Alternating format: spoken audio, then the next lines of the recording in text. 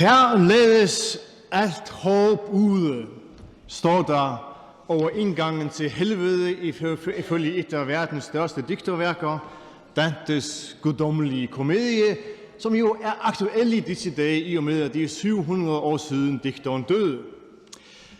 Jeg tror, mange færinger så samme indskrift for sit indre øje over indgangen til stadion Tórsvøllur, da de den 4. september gik ind for at se kampen mellem Færøerne og Danmark.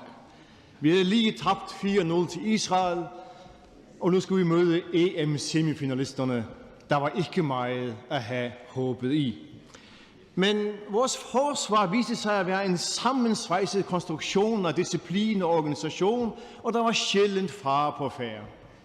Indtil det 57. 20. minut i danskernes felt, hvor Edmundsson springer op og hætter et indkast fra højre side, som brager ind i danskernes overligger, reposten springer ud til Hansson, som fra 5 meter skyder over det næsten tomme mål.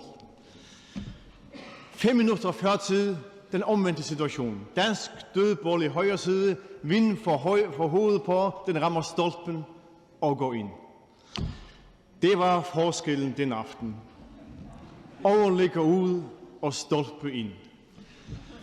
1-1 havde været mere retfærdigt, men vi var ikke i Dantes helvede. Håbet levede hele kampen. Hvis vi flytter os fra fodbold til det knap så vigtige forsvarspolitik, så lever vi i en tid, hvor med Dantes ord, forstandens kræfter går i forbund med vilje som er ånd og kæmpers styrke. Her er Færøerne og Danmark ikke modstandere, men må stå sammen med resten af Vesten og hinanden. Derfor er det nye dansk-færøsk-grønlandske kontaktudvalg, som statsministeren talte om i tirsdags, en god og nødvendig ting. Mit samarbejde med regeringen har også været godt. Nogle sager er løst på fin vis, andre er på vej til at blive løst, og det gælder forsvars-, udenrigs-, sikkerheds-, finans-, rets-, kultur- og skattepolitikken. Jeg vil gerne takke ministrene for, at de sætter tid af til de store og små sager, som jeg kommer med. En af dem, som Dante mødte på sin rejse gennem helvede, var den store jæger Nimrod, der i sit hovmod begyndte at bygge Babelstårnet, som jo førte til den sproglige splittelse mellem mennesker. For ham er alle sprog ligesom hans eget, for alle andre lyde uden mening, siger digteren, og som straf kan Nimrod i al evighed ikke tale andet end volapyk i helvede. Men vi andre må leve med konsekvenserne af den sproglige forbistring, og det har ført til en sag, som endnu ikke har fundet sin løsning. Oversættelse af udenlandske prædikener i Danmark. Den er udsat, men ikke aflivet. I juni mødtes jeg, den forhenværende kirkeminister Joy Mogensen og repræsentanter for 2 færøske menigheder i Danmark for at drøfte sagen. Den dag i et sidelokale i Hans Egedes kirke på Østerbro oplevede vi demokratiet fra det smukkeste side. Ministeren mødtes med dem, som ville blive ramt af hendes bebudede lov. Der var god stemning, dampende kaffe, hjemmebagte boller og åben snak om sagen. Jeg skal ikke referere for, hvad ministeren sagde, men hendes forståelse fremgår af samtalen, hun havde med DR-programmet Tal til mig i december, hvor hun fortalte, at hun på en international spejderlejr havde været med til en gudstjeneste i naturen. På et tidspunkt, hvor vi beder, siger hun, kan man høre, at alle beder på sit sprog. Og stadigvæk, når jeg fortæller det nu, får jeg helt gåsehud, fordi jeg bare tænker, wow, det er vildt.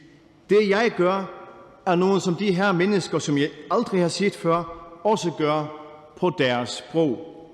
Det kan godt være, at vi på et tidspunkt fik hver vores sprog og vores lille plet i verden, men i al vores forskellighed, så kunne vi faktisk sige den samme bøn. Jeg synes, det siger alt om sagen. Og mit råd til den nye kirkeminister skal være, lyt til det og forstå, at man ikke med lovens rambuk kan bryde ind i det rum i menneskers liv, som er helligt for dem. så tag den sag af bordet. Og man kan andet så få min skyld, fordi jeg gider snart ikke at tale om den mere. Og hvis man ikke vil lytte til mig eller Joy Mogensen, så lyt til en tredje socialdemokrat, nemlig Thorvald Stauning, der tilbage i 30'erne, helt i Dantes stil, mere bramfrit sagde, hold fred med de hellige, ellers så fanden løs. Til sidst, delfindrabet. Det er som sådan en intern færøsk sag, men jeg kommer heller ikke udenom at tale om den, både fordi den også er kommet til at vedrøre Danmark, det kender de fleste fra deres indbakker, og fordi jeg selv har fået vanvittigt mange henvendelser om sagen, som jeg her vil besvare under et. Det bliver min holdning. Jeg kan ikke tale på Færøernes vegne i den sag, for befolkningen er splittet. Vores største eksporterhverv, lakseopdrætterne, har fordømt drabet. Lagmanden har taget det op politisk, og målingerne viser, at et flertal ønsker den slags drab stoppet. Til det flertal hører jeg selv.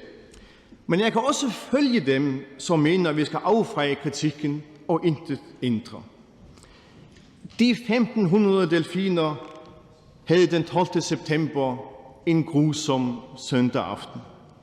Men før det havde de haft et godt liv.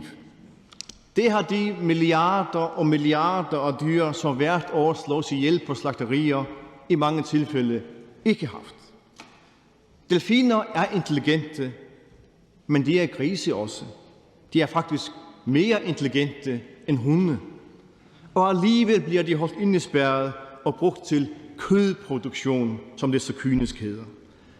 De, der spiser pølser og bacon og flæsk, har ingen ret til at kritisere dem, som dræber og spiser delfiner.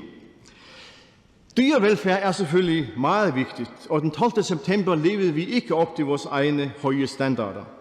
Men grunden til, at jeg ønsker ændringer, er først og fremmest hensyn til vores erhvervsliv og dermed hele vores velfærdssamfund. Vi har kunnet modstå de globale kampagner imod grindedrabet, fordi vi har kunnet trænge igennem med rationelle argumenter. Men når det gælder delfiner, er vi oppe mod noget, som er hinsides logik, nemlig mytologi. Dante beskriver et sted nogle sjæle i helvede, som ligger og koger i tjære, og nogle gange kommer op til overfladen. Det var, siger han, ligesom delfiner mærker stormen komme og viser ryggens bue oven vandet, som tegn til søfolk om at sikre skibet. Man sagde altså i myten, at delfiner advarede søfolk, der uvejere var på vej, ligesom de jo reddede søfolk efter skibbrud. I græsk-romersk tradition er delfinen symbol for en frelser, og i moderne tid er det dresserede delfiner og film som Flipper, der fører fortællingen videre. Det er ikke lige meget for et dyr, om det i menneskenes fortællinger tildeles rollen som en smuk, klog, hjælpsom delfin, eller et beskidt, dumt svin. Det er ulogisk, det er uretfærdigt, men det er en virkelighed, som vi må forholde os til.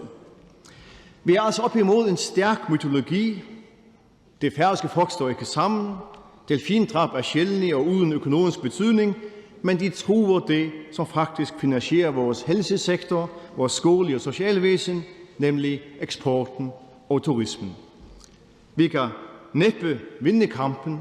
Tabene kan blive meget store, hvis vi kæmper den alligevel, og det kommer til at ramme de svageste. Jeg synes, man bør koncentrere sig om de kampe, som man faktisk kan vinde. Som for eksempel den mod Danmark i Parken den 12. november.